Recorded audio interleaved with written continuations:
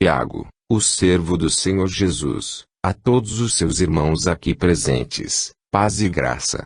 O interesse que se vem manifestando por toda parte, em vosso mundo, pelas causas transcendentais, concernentes à vida espiritual, traz evidência a verdade, inúmeras vezes proferida perante vós, de que os tempos são chegados.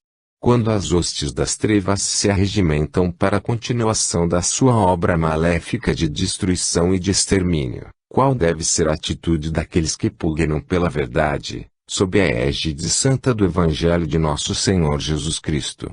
Exercer vigilância constante, uma ação eficiente em todos os núcleos do espiritismo cristão, para que o Espírito de Cristo neles de fato reine, de forma que concorrendo cada um com uma porção de amor, possam chegar à unidade, todos em um só, como Deus é um em Cristo. Muito embora a multiplicidade crescente de organizações particulares, tendentes à justa propaganda do espiritismo cristão, é necessário que permaneça altissonante a sua unidade em espírito, em vontade, em caridade, em amor, exercendo, contudo, cada uma delas, a sua atividade, conforme o grau da sua própria capacidade, relativa é certo, ao meio social em que se encontra. No momento presente, compenetrai-vos da necessidade de unificardes as vossas forças, da inutilidade de desperdiçardes esforços. A unificação das vossas forças facilitará a ação dos vossos guias do plano astral, que encontrarão sempre em cada centro um ambiente propício às suas manifestações espontâneas. O desperdício delas trará como consequência inevitável e infalível retardamento do progresso espiritual da coletividade humana.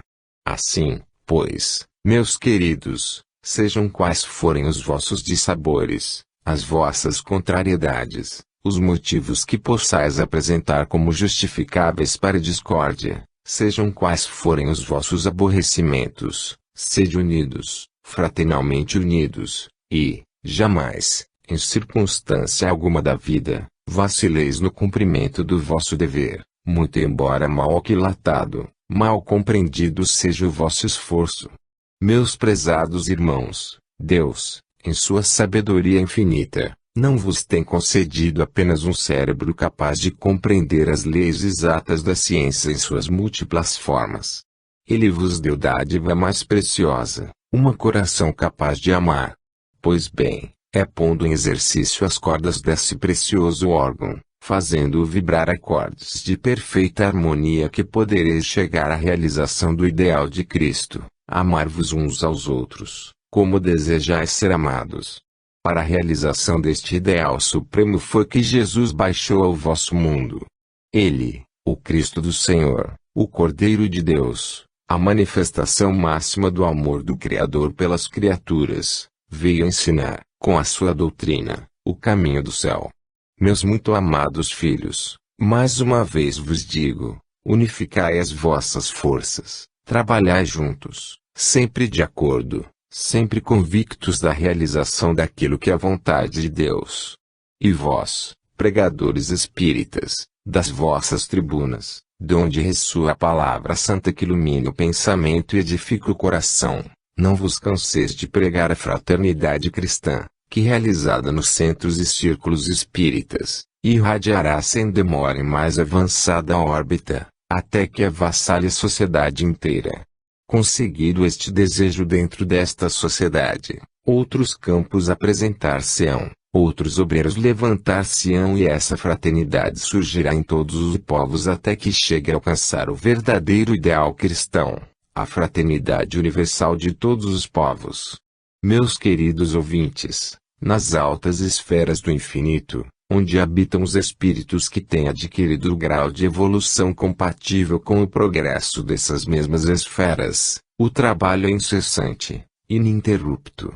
Esse ideal de fraternidade universal é o pensamento constante dos espíritos superiores, enquanto que vós, esquecendo o alvo para que fostes criados, desviais muitas vezes a vossa atenção deste objetivo sublime. Nas esferas superiores esse trabalho é seguido eficientemente em proveito da realização desse ideal. Ele é a vida e o alento do mundo. Se o trabalho dessa maravilhosa oficina parasse um dia, terríveis seriam as consequências para os mundos inferiores, como o vosso. Os homens, entregues aos seus apetites, às suas inclinações perniciosas, dando livre curso aos seus instintos de desamor e de vingança, esquecendo os preceitos do meigo nazareno, se despenhariam nos abismos profundos que encerram essas paixões absorventes, o egoísmo e o amor da carne. Aproveitando essa oportunidade, os espíritos das trevas, sedentos de domínio, desejosos de implantar o seu domínio nefasto, apressar-se-iam a auxiliar a destruição da virtude e o triunfo do vício. Assim, porém, não sucederá, podeis estar tranquilos. A obra de Deus é perfeita e essa esplêndida máquina obedece fielmente ao impulso que lhe imprime o seu arquiteto sublime. Deus vela por vós, malgrado a vossa inconstância, malgrado a vossa fraqueza. Deus vela por vós e com ele os discípulos amados de nosso Senhor Jesus Cristo, que procuram, ansiosos, levar-vos ao caminho da salvação. Se entre vós há videntes, se algum de vós descortina aquilo que olhos humanos não podem divisar, ver-me-eis cercado de espíritos iluminados que baixaram, neste momento, para acompanhar-me nesta reunião convosco, como testemunho da sua solidariedade. Comigo aqui presentes estão Teresa de Jesus, Vicente de Paulo, João e muitos outros cujos nomes seria longo enumerar.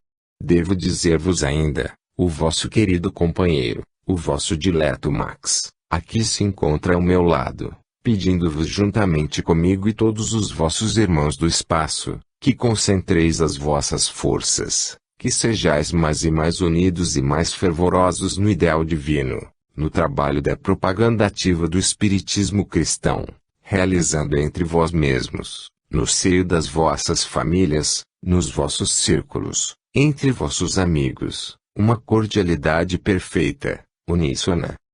Não precisamos de palavras somente, meus caros amigos, necessitamos de fatos, de obras. Meus bons amigos, não devo abusar do instrumento de que me sirvo, porquanto a atenção que despende para a audição perfeita das vibrações do alto, fatigam-lhe o cérebro. Sabeis que a carne é fraca, por essa justa razão devo despedir-me de vós. Antes de partir, porém, devo dizer-vos que neste momento rogo a Deus, em fervorosa prece, para que abençoe o vosso cuidado, o vosso trabalho, fortificando cada vez mais a vossa fé, e vos fazendo prosseguir sempre no caminho do vosso dever. Tende em vista que, sem a unificação das forças, sem a unidade de pensamento, sem a ternura de coração, sem o amor verdadeiro de uns para com os outros, o vosso trabalho será improfícuo. Assim, meus amigos, agora aqui reunidos, levai adiante as minhas palavras a fim de serem ouvidas por aqueles que não se acham presentes. Que a hipocrisia seja de uma vez banida e o amor sincero reine entre vós. Vossa cordialidade seja cristã, verdadeiramente pura, perfeita. Nada de perfídias, nada de falsos pensamentos, nada de ideias divulgadas que não sejam essencialmente cristãs. Deixo-vos, antes de me ir, um último adeus, desejando-vos toda a paz, toda a serenidade de espírito, todo fruto no vosso trabalho e, sobretudo, toda a lealdade e amor para com Deus e o vosso próximo. Tiago 112. 13 de outubro de 1922. Irmãos e amigos meus, paz convosco. Os mestres ensinam, os discípulos aprendem. Há, entretanto, ocasiões em que o mestre deseja colher pela experiência o fruto do seu trabalho, e então o mestre escuta e o discípulo fala. Assim me foi ordenado hoje. O nosso amantíssimo guia que preside conforme o costume, estas sessões, designou-me para falar em seu nome. Difícil atribuição, mas ordem a que devo submeter-me, obediente, e assim sendo, meus caros irmãos, o que vos hei de dizer? Falar-vos-ei do proveito que podeis tirar da vossa sessão, o grau de aproveitamento que nela podereis obter conforme a vossa maneira de assistir, conforme o vosso preparo anterior. É dever do crente, meus amigos, preparar-se para sua reunião costumeira, despedir do seu pensamento tudo quanto é supérfluo, afastar de sua mente as ideias que Deus reprova, esvaziar o seu coração dos sentimentos menos nobres e substituir todas estas coisas pela virtude que lhes é oposta. Assim sendo, antes de aqui vos reunirdes, deveis vir preparados para obedecer, para ouvir, para crer e confiar.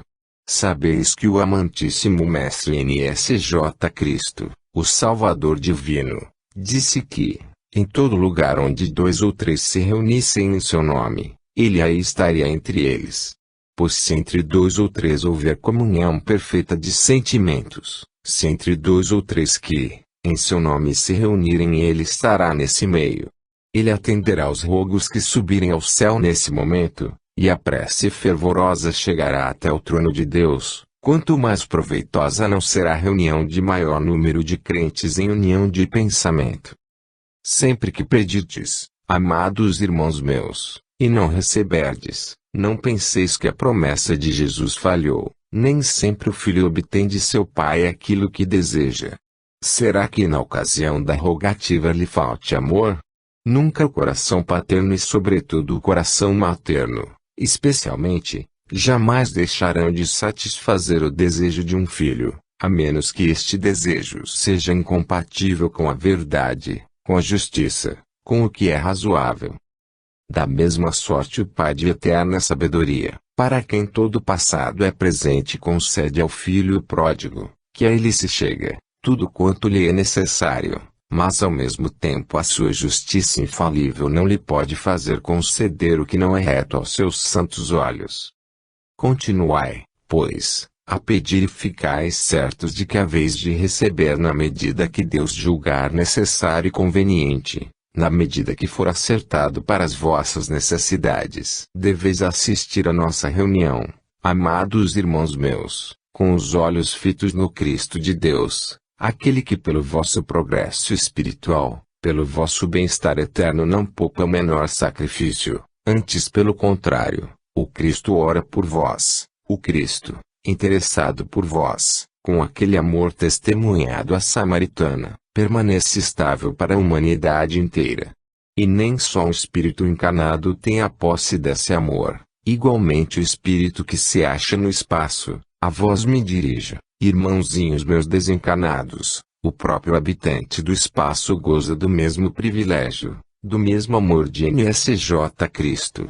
A todos vós, como irmãos e não como mestre, aconselho, sede humildes, fervorosos e cautelosos, afastai-vos dos sentimentos do orgulho e da injustiça, sede amigos uns dos outros, jamais deveis procurar prejudicar os vossos irmãos da terra que buscam fazer o seu dia de jornada. Sede perseverantes, firmes na crença bendita da doutrina que abraçastes. Que o Cristo vos auxilie nos vossos transes difíceis e guiados por ele iniciar estudo da lição de hoje. Deus vos abençoe em todas as vossas necessidades, irmãos meus do espaço e da terra. Max 113. Na mesma noite ao encerrar a sessão. Caridade e paz entre vós, amados irmãos meus. É louvável o interesse que tomais na exemplificação das teorias que regem a doutrina espírita. Para vós os crentes, amigos e companheiros de outras épocas, não há necessidade dessas provas, por assim dizer, materiais, para que saibais que a alma sobrevive ao corpo. Vós, louvados seja Deus, não tendes precisão destas provas pequeninas aos olhos dos que têm a visão mais larga, para saberdes que o Espírito é imortal, que foi criado para a vida eterna, que faz a edificação do seu próprio progresso, que trabalha para o seu próprio engrandecimento e para benefício daqueles que são seus irmãos. Vós não precisais destas provas, graças a Deus, e no entanto às vezes duvidais dos fatos que vos são narrados, porque estáis encarnados na matéria e apreciais estes fatos por um prisma bem diverso daqueles por que o fazem os espíritos desencarnados. No entanto, para aqueles que não estão seguros das verdades eternas, que não perlustram as páginas da doutrina santa. Estes fatos reais servem de muito, porque eles abrem o entendimento e fazem transpor o círculo estreito que a si mesmo tem traçado, e lhes permite crer. Mas não percais de vista que as provas materiais não têm o valor de uma prova puramente espiritual. Vós tendes médiuns para quase todas as mediunidades no vosso abençoado Brasil. Vós tendes médiuns prontos para receber mensagens que os espíritos lhe possam ditar. Tendes médiuns que, pela faculdade intracerebral, podem ouvir. A estes chamais médiuns audientes. Vós tendes médiuns videntes, como podeis constatar neste próprio instante. Vós tendes médiuns receitistas, prontos para receberem do alto a instrução para a cura do sofrimento de seus irmãos e, não obstante, amados irmãos meus, que fazeis vós de todos estes elementos? Qual o fim, em que aplicais estas luzes benditas que caem sobre vós? Porventura estáis dispostos a apagar estas lanternas para permanecerdes no escuro? Será que propositalmente dispensais o auxílio que sobre vós desce? Não posso crer. E no entanto, amados irmãos, companheiro vosso antigo de trabalhos, interessados sobremaneira pelo desenvolvimento espiritual entre vós todos, eu me interesso para que esse desenvolvimento seja um fato, e é por essa razão que vos concito a que lanceis mão de todos estes elementos e procureis dar impulso definitivo à causa do espiritismo cristão. Vós tendes a direção sublime dos vossos amados guias, que vos não deixam caminhar sós. Vós tendes o amparo do Cristo amado. O que mais vos falta? Qual o elemento que vos tolhe os passos? Perdoai que vos diga, irmãos meus, esse elemento é a boa vontade. Essa é fraca, não é tão forte quanto poderia ser. Vós vacilais e o que é que vos faz temer? No entanto, amados irmãos meus, aquele que se apoia na doutrina do espiritismo cristão deve caminhar sereno, porque não há tufão nem borrasca, por mais rija que seja, que possa fazer com que a causa do Divino Mestre perigue. A causa de Jesus irá sempre avante, irmãos meus. A evolução do planeta será um fato, e feliz daquele que houver empregado nesta bendita causa todo o seu labor, todo o seu esforço, dispondo da coragem precisa para defrontar todos os perigos, resistir impávido a todas as perseguições. Entretanto, ai daquele que proceder de modo contrário. Não porque Deus castigue, mas terá consciência da sua própria fraqueza, no sofrimento de uma encarnação reparadora. Assim sendo, pois, amados irmãos meus, já que neste momento tenho a dita de mais uma vez estar convosco, concito-vos aqui, de agora em diante envideis todos os esforços, congregando elementos, para que a causa do Senhor progrida, para que não demore o momento em que todos os países do vosso planeta conheçam a verdade do espiritismo cristão. Pregai, exemplificai, corrigi e, sobretudo, sede verdadeiros, sede conscientes nos vossos atos, não vos intimideis, nem tomeis por norma os atos de quem quer que seja, tendes a vossa consciência, tendes o vosso próprio entendimento, tendes a inteligência que Deus vos concedeu.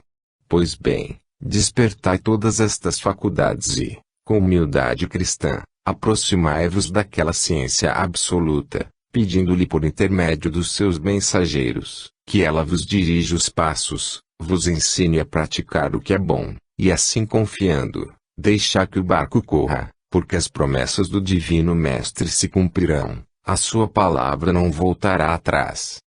Bendito e louvado seja NSJ Cristo, glória seja dada ao Pai, o amor e a caridade da Virgem vos assistam. Bittencourt Sampaio. Glória. Eu vejo meu Senhor no sol que me alumia, na chuva que bem faz e os campos reverdece, no orvalho da manhã que as flores umedece, das aves no cantar, na brisa que cicia. Eu vejo meu Senhor na grande voz dos mares, no doido turbilhão dos ventos agitados, nas nuvens que se esvaem, nos mundos estrelados, nos voos da andorinha atravessando os ares. Eu vejo meu Senhor em toda a natureza, que o seu poder demonstra, em magistral beleza, da estrela ao simples verme, e do gigante à flor. E toda essa epopeia, a luz do sol, grandiosa, toda essa maravilha assim tão majestosa, resume-se, a meu ver, num sentimento, amor. 1922. Aura Celeste. Fim.